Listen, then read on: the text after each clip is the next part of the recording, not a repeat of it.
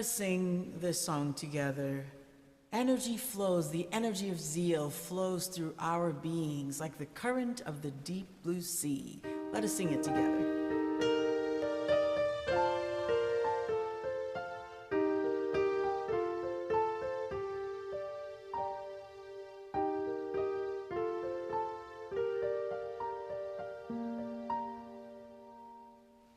Energy flows all through me, flows like the current of the deep blue sea.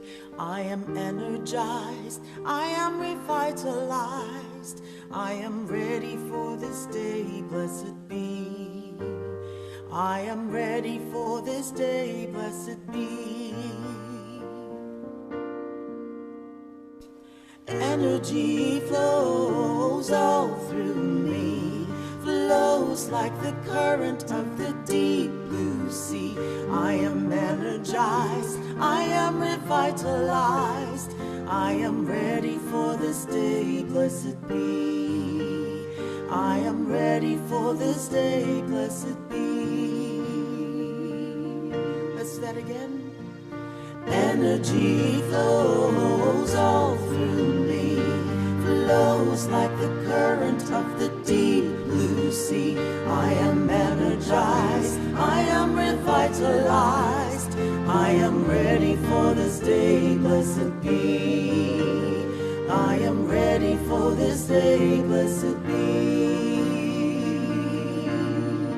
Last time. Energy flows all through me, flows like the current of the deep blue sea. I am energized, I am revitalized, I am ready for this day, blessed be.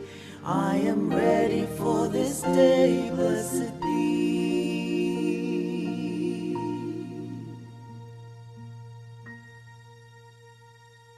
I am ready for this day. Blessed be. Friends, I invite everyone to bring your full awareness to that divine spark of life and love and wisdom that resides in your consciousness. And with a slow and gentle breath, feel that divine connection, that place in consciousness where you are one with the one. If it's comfortable, close your eyes or soften your gaze.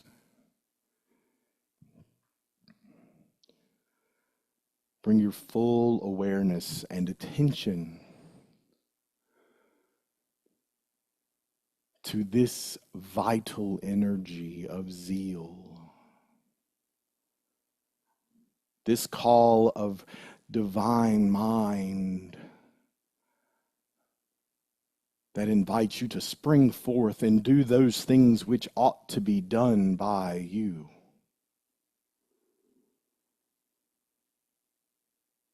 The full attention and intention, the full awareness to the call of the Holy Spirit in your own heart, in your own consciousness.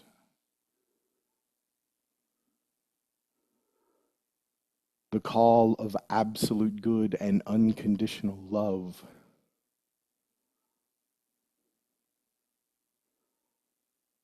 That invites us to meet each day.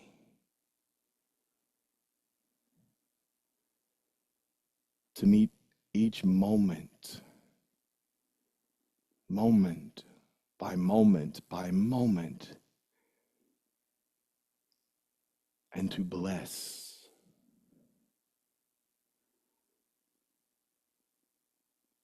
Blessed be these things before me.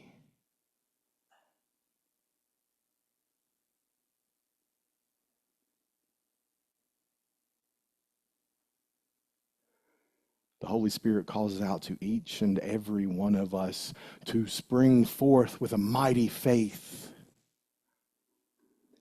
and to be the presence of love as only we can be. Each one of us in a different, necessary, special way. Not special to the exclusion of any other individualized expression of Christ, but the unique expression that we are called to be.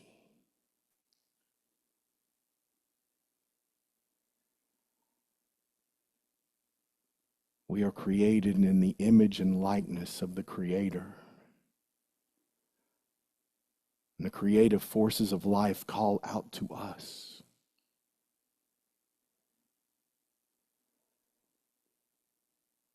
And to be clear, to be aware, to be the presence that we are called to be, we know that we pause in the stillness and in the silence of spirit. Those places where we are peace, where we are love, where we are life manifest.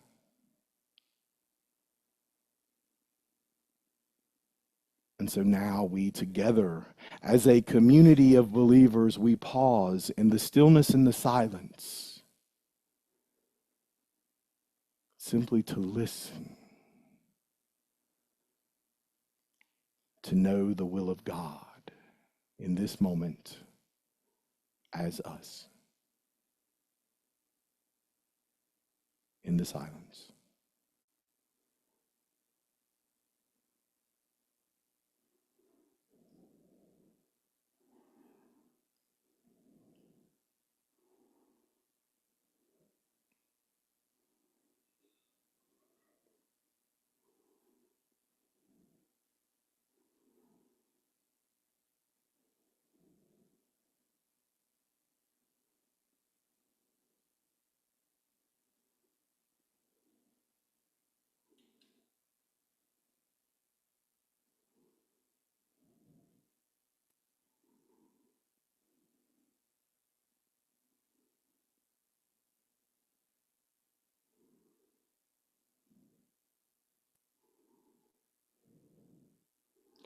The Holy Spirit calls forth that we show up with zeal and spring forth with a mighty faith to do those things that ought to be done by us. Zeal calls us forth to be the presence of absolute good and unconditional love. And so with intention and attention to our thoughts, our words, and our action, we say yes. We say yes. Together, yes, yes. Yes, I come forth with zeal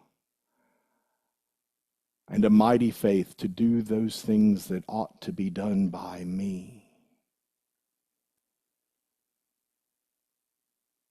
to show up as love in all that I think, all that I say, and all that I do. And I am ready for today.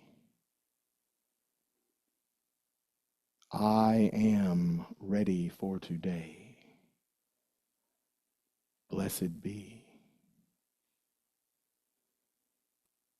This we affirm in the name and as the nature of the living Christ that is breathing us now.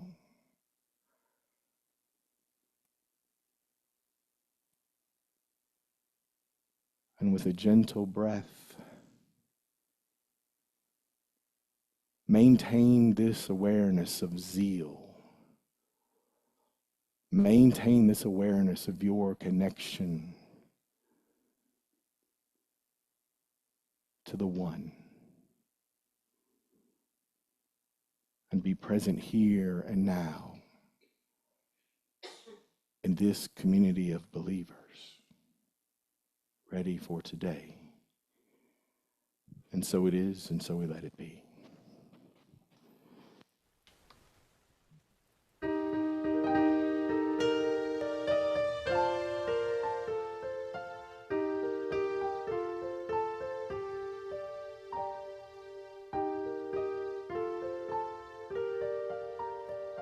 Let us sing. Energy flows all through me, flows like the current of the deep blue sea. I am energized, I am revitalized, I am ready for this day, blessed be. I am ready for this day, blessed be. Again. Energy flows all through me, flows like the current of the deep blue sea. I am energized, I am revitalized, I am ready for this day, blessed be. I am ready for this day, blessed be.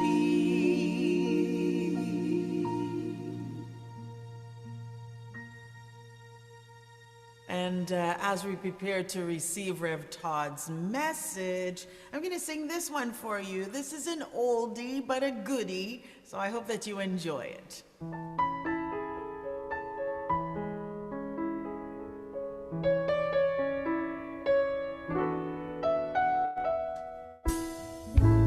Smile, though your heart is aching. Smile, even though it's breaking.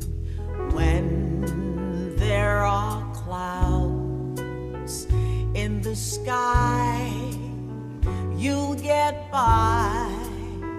If you smile through your fear and sorrow, smile and maybe tomorrow you'll see the sun come shining through for you. Just light up your face with gladness, hide every trace of sadness, although a tear may be ever so near. That's the time you must keep on trying. Smile, what's the use of crying? You'll find that life is still worthwhile if you just smile.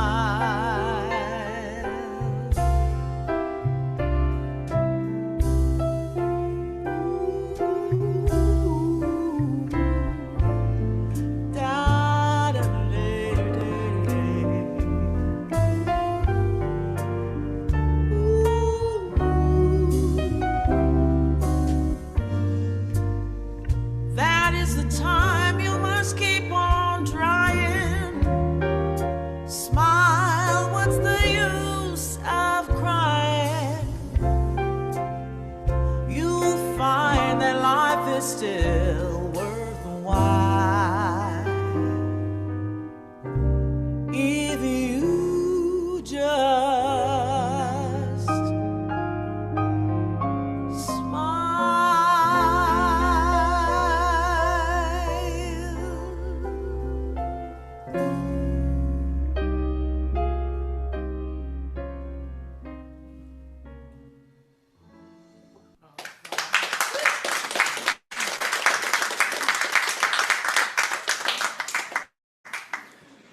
Oh, Dedry. Wow. If you are visiting or you haven't joined us before, Dedry's not in person. If you're online, you can't tell that. Here in the room, you of course know that. Dedry lives in Toronto, and I give her a word salad, and she matches this incredible music that somehow makes me better. And I love that. And Dedry, thank you so very much.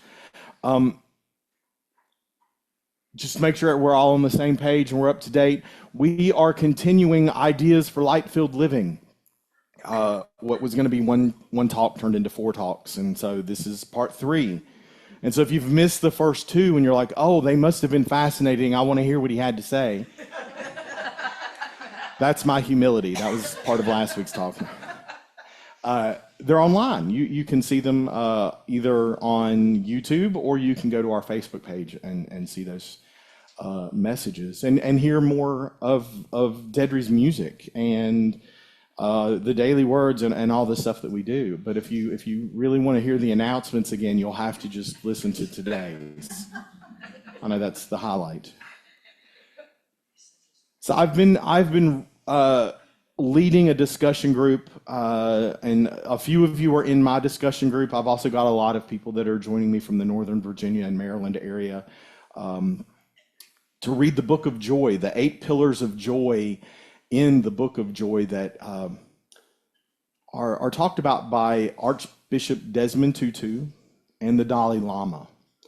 And so it's one of those times where I realize how much the teachings of our way shower Jesus, which was really what the Archbishop looked at and studied because he was an Anglican priest, intersect with other teachings like the Dalai Lama, a Buddhist.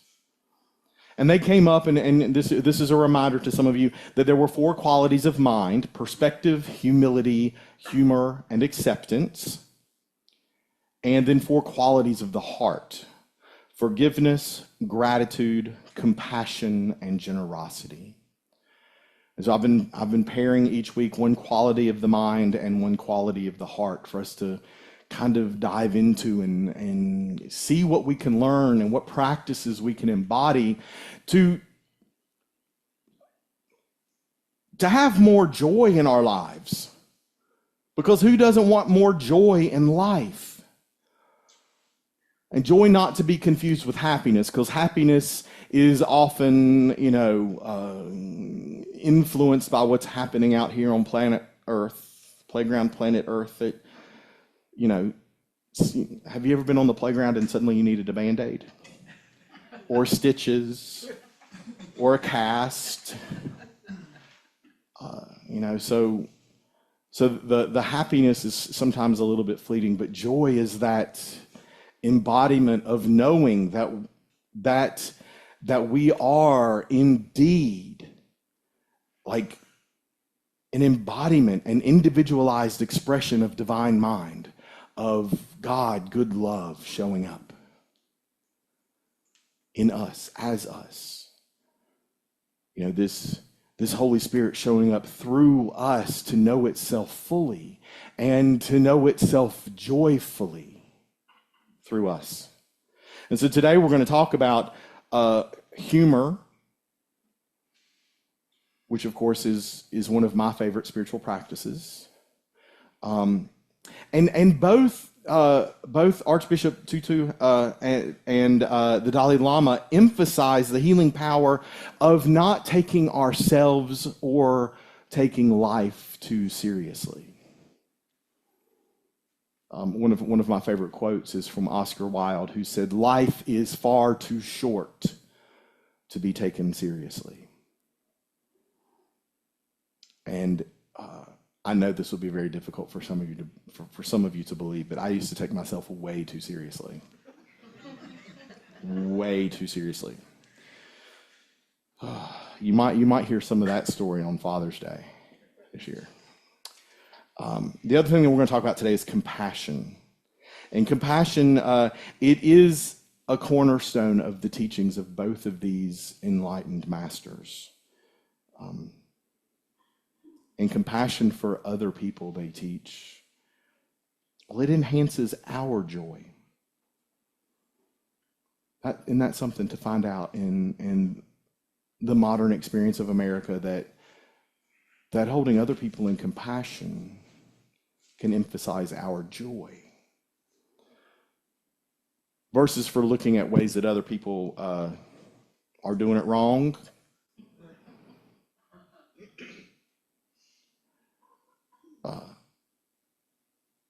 I had an experience last night. I realized that like it was 9:30, and I was like, oh, my nephew is coming tomorrow. His birthday was Friday, and I forgot to buy a gift. Luckily, the Walmart was still open. And if you ever think that you are enlightened, go shopping at 10:30 at night at Walmart, where everybody's trying to check out. And I don't know if you know, but they've closed down, they at that time of night, they closed down almost all of the self-checkout lanes, and they have like 2 lanes open. I got to do spiritual work last night, standing in line, when I had to be compassionate for a clerk who was clearly ready to go home. And I get that, because I used to work retail, and there were times I was ready to go home. You ever been at work and you were ready to go home? Do not pass go, do not collect $200, all of that. Ready to go. And another reminder of why we read the daily word in multiple languages, because there was somebody in line who English was not their first language. And clearly there was some frustration on both the part of the customer and the cashier. And I had to hold compassion, because there have been times when I've had to be on the phone when I was managing a medical practice, and I had to get on the phone with tech support for the software that we had, and I was clearly talking to someone who did not understand me, because I don't know if y'all have heard this in my voice, but I have a thick Southern dialect, especially when I get angry. I like to think I've overcome some of that now, but they, you could tell that they were frustrated. They didn't understand what I was saying, and they also they did not speak Southern English. They were in India, and they spoke the Queen's English, right? Because they were colonized by the British, just like we were. But so their English is different.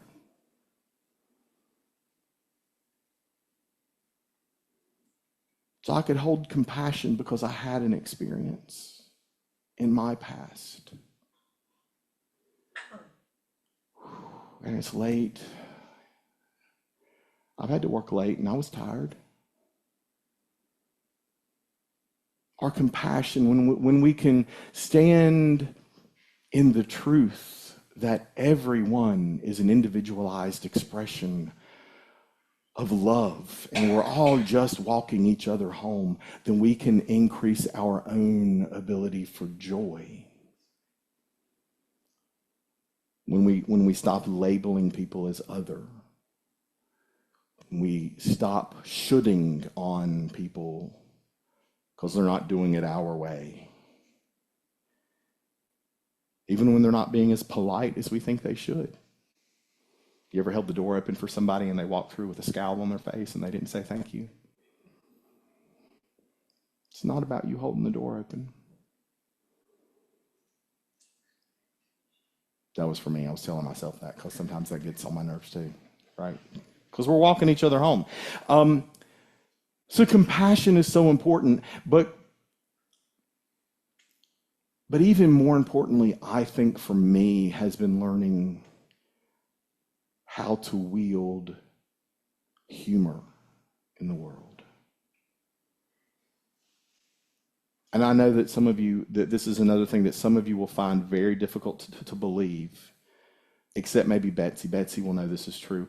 I am well known for my laugh throughout the Southeast. I still talk to people that I Oh, I worked with people in Alabama when I lived there, which was in the 90s, who will still say, "I miss your laugh," because it's loud. I've told you before that I went to see theater productions. I worked in professional theater and marketing, and I would go and see all the shows, some of them multiple times, and people would get up and move away because I was laughing too loudly. But I've had to learn about the power of humor, because our humor can do two different things. It can either invite people in or it can push people away. And I personally have to be very careful with that, because I am deeply rooted in my Gen X experience, and I wield sarcasm like a machete that will leave people with 1,000 paper cuts. And then tell them they have to wash their hands with lemon juice, right? And it'll sting. And that used to be a source of pride. But that doesn't invite people in. And sometimes it still sneaks out. And that is the antithesis of humor when it comes to being a pillar of joy. Because being in joy means we have to invite people in. We have to stand in the truth of oneness and invite people in. And so I've had to get really clear on understanding humor that is not funny. Not funny. Because humor can either punch up or it can punch down. You know what I mean by that? Your humor can either challenge systems of power or challenge hypocrisy, or it can punch down and mock people who are already marginalized or struggling or historically disrespected.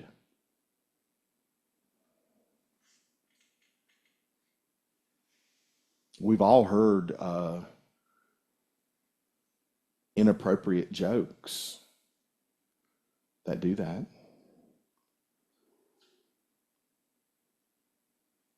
And if you're standing in your truth of oneness, when one of those jokes gets said to you, when one of those, let me use my I language, if one of those jokes gets said to me, I hope I will be present enough with my love that I can say, that's not funny.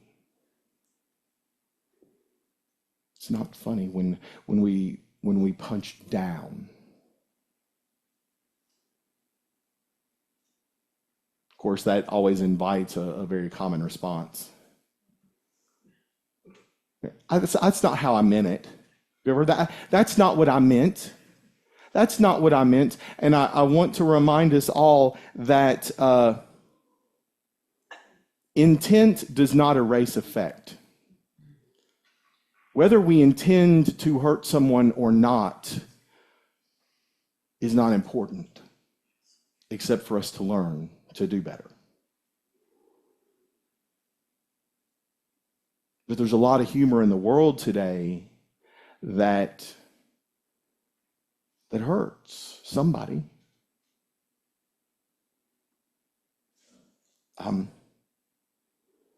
There was a friend sent me. I talked about this on my call, our discussion group on Wednesday, and I'm not going to go into it here this morning. If you want to talk about it, I will. But it's jokes about trauma and violence re-trigger pain.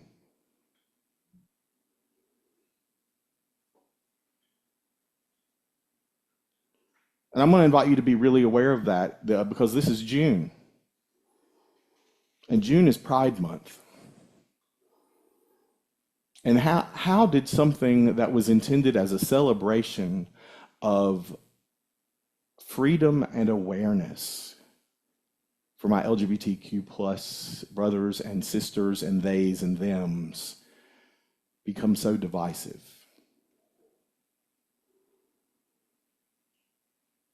And the joke was it celebrated violence against trans people.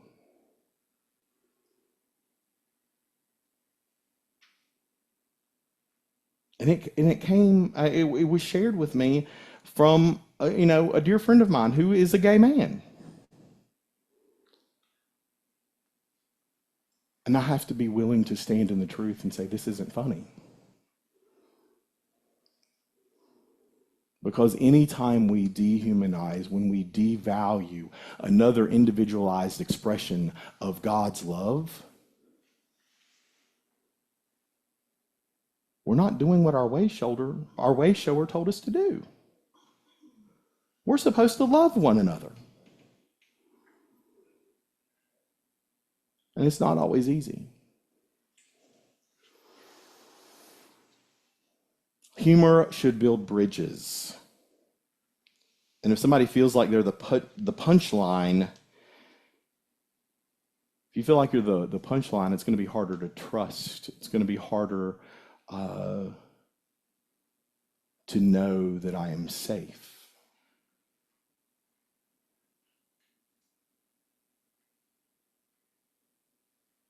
And for me, anytime the humor punches down on someone,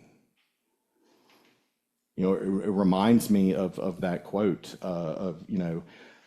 first they came for this person, and then they came for this person, and then finally when they showed up for me, there was nobody left. Right? It's a slow descent when we other one person. And anytime we make it okay for anyone to be othered, we are in spirit, in consciousness, we are saying it's okay for me to eventually be othered. Because in spirit, we're one. We're all one. And so we're called to laugh about hard things without laughing at people. And there is enough in life, the absurdities of making our way through this incredible playground. There is enough absurdity to laugh at without having to laugh at people. So we endeavor to laugh with at this unfolding experience of being the presence of love. So, now the challenge with looking at humor through this lens is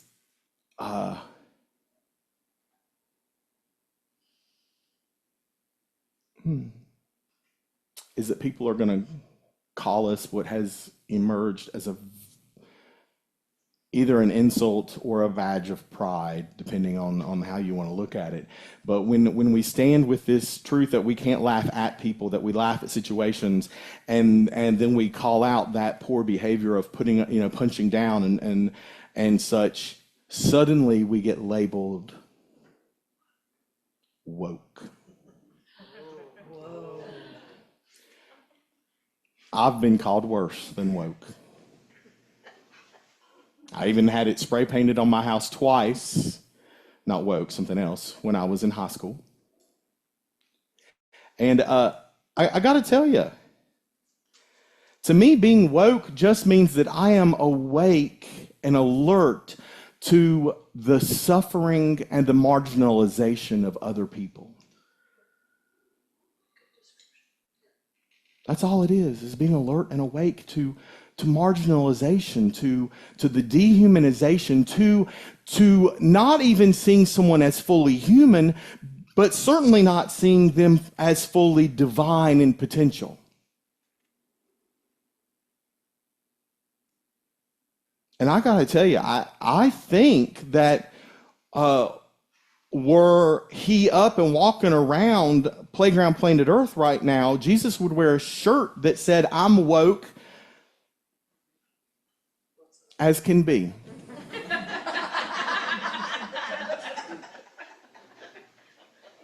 Right? Now, sometimes being woke, we end up sometimes making jabs and mocking behaviors, mocking things like a system, or mocking arrogance or ignorance or rigidity. Right? And people that might identify with a person who exhibits those traits might feel personally attacked. You know anybody like that?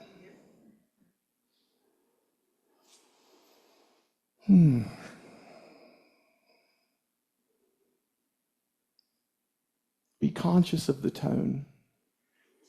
Be conscious of what we're saying. Is it being said to draw people in to our hearts, or to build walls? Be careful that in our attempts to be humorous, be careful in my attempts to be funny, that I am not becoming cruel, and that I am not creating a story in my mind that I am more enlightened and better than.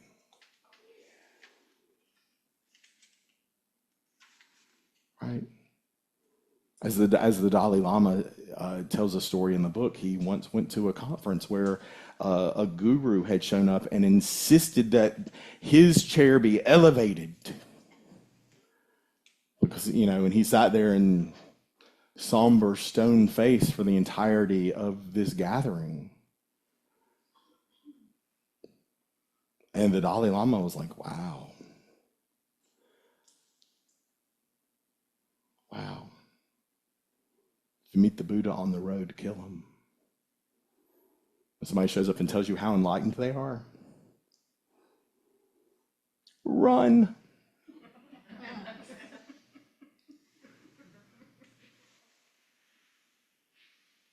Somewhere in that wonderful book we call, the Bible, there's something that says if you've got to preach and only use your words, you're not doing it right.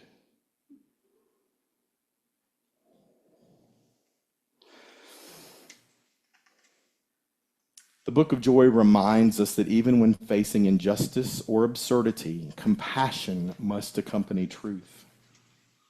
Humor that exposes hypocrisy or harmful ideas without dehumanizing others is rare but powerful,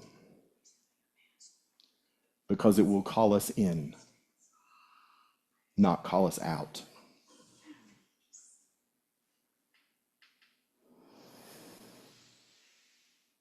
So how can we, in every day, in every moment, be aware of this question? How can I speak truth, and how can I use humor while remembering that we are all evolving and capable of awakening? All of us.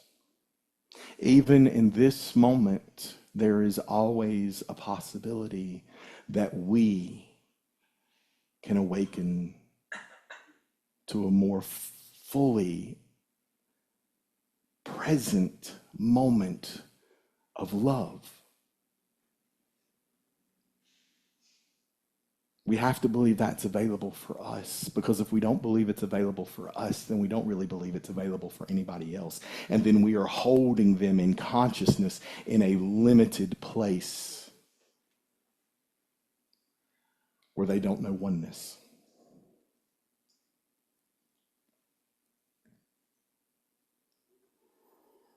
So wake up to suffering, wake up to marginalization, wake up to the ways that we exclude. Because if we see somebody else excluding in the world and it makes us angry, it bothers us, it triggers us in some way, that means there's some place in us that we are excluding people from the love that can travel through us. And when all we allow to travel through us is love,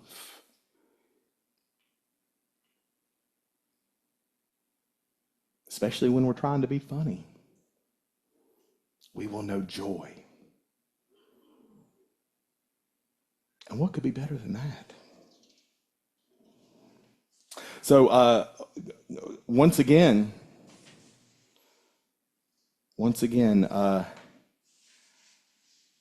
I've made you a handout, so you've got some practices, some things that you can do to embody humor and embody compassion as a spiritual practice to further your experience of joy. They'll get posted online in the chat, and here in the room, you can take one of these with you. I mentioned holding the door. So one of your practices is to hold the emotional door for people, to offer silent blessings or even an affirmation. You are safe, you are seen, to the people you encounter, especially strangers.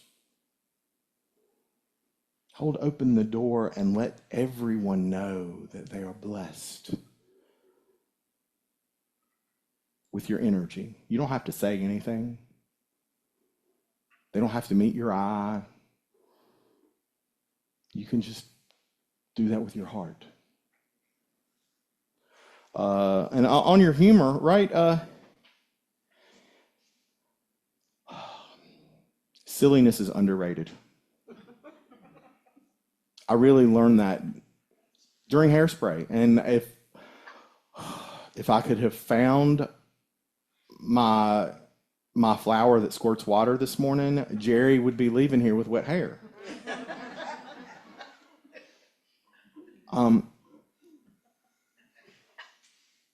Who drinks coffee in the morning?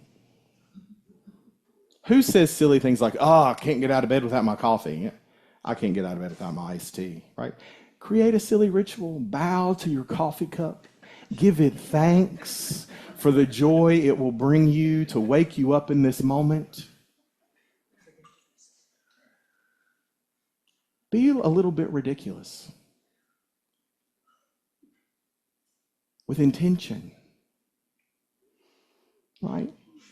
Is it sacrilegious to bow to a cup of coffee? No, because everything is a physical manifestation of God, good love.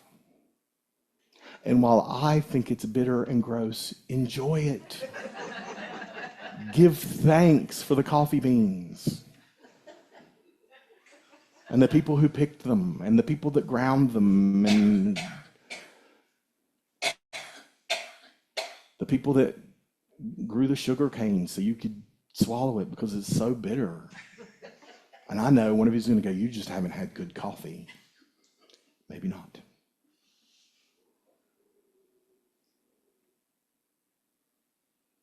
Be intentional with your humor to draw people in because you are holding a compassionate heart to love one another as he loved us. That's what I was invited to share with y'all today. I love you very much. Thanks for being here.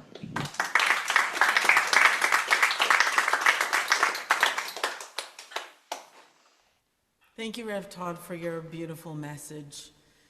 Let us sing this one. Let us sing this one together.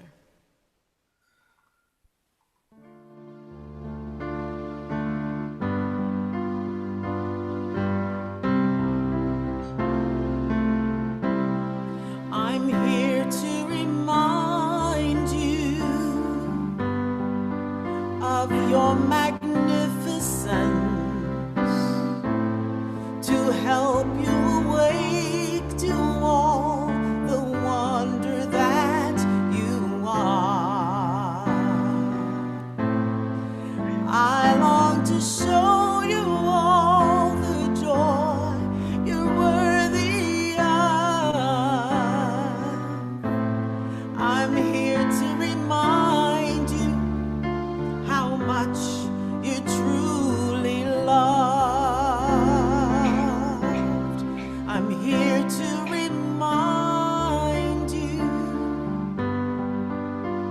of your magnificence, to help you awake to all the wonder that you are.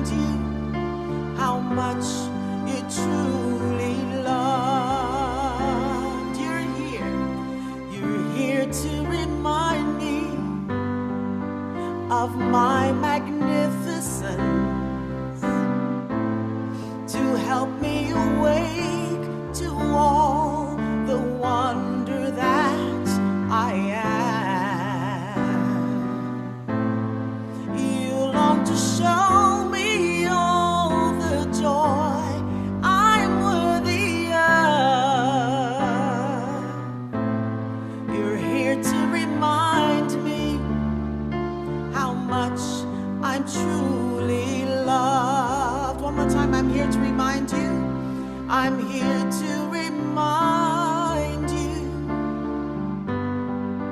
of your magnificence.